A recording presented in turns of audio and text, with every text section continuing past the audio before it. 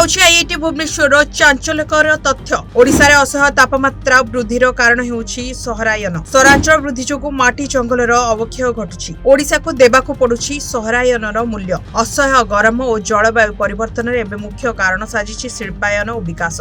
सूच कोठा, जानवाहन वृद्धि, रास्ताघाट निर्माण सह गछ कटा, जंगल क्षय, भूमिर अवक्षय सहरायनर प्रमाण देउथिबा बेले अन्यपटे तापमात्रा वृद्धि वास्तवता को अनुभव कराउछि।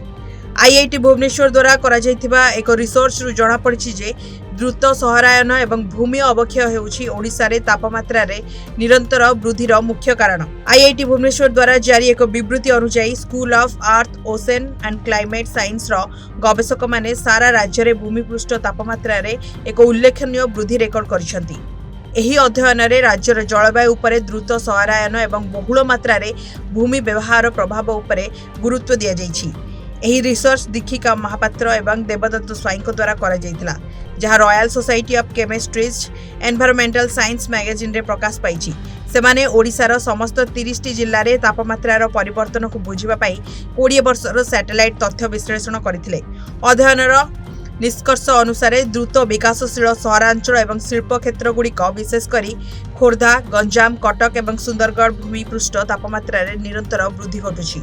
अध्ययन यह जनापड़ी जे वर्धित तापमात्रा आउ केवल सहर गुड़िक सीमित होई नाही।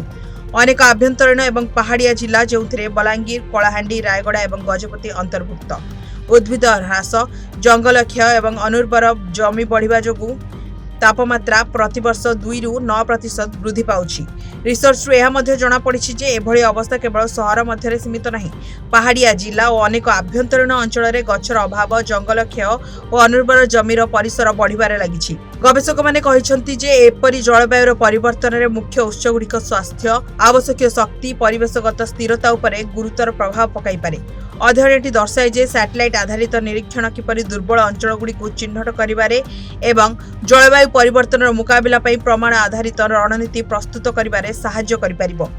एही परिस्थितिर मुकाबिला पई रिसर्च रे केतोटी उपाय मध्ये उल्लेख करा जायछि, जेपरि कि सहरांचल रे गछ लगाइबा, उत्ताप प्रतिरोधी भित्तिभूमि ग्रहण करने, हेन्ताल वन एवं नदीकूलिया गछमानक पुनरुद्धार करने, सहरांचल योजना और परिवेश परिचालन अधिक सैटेलाइट तथ्य उपर विश्लेषण करने जरूरी।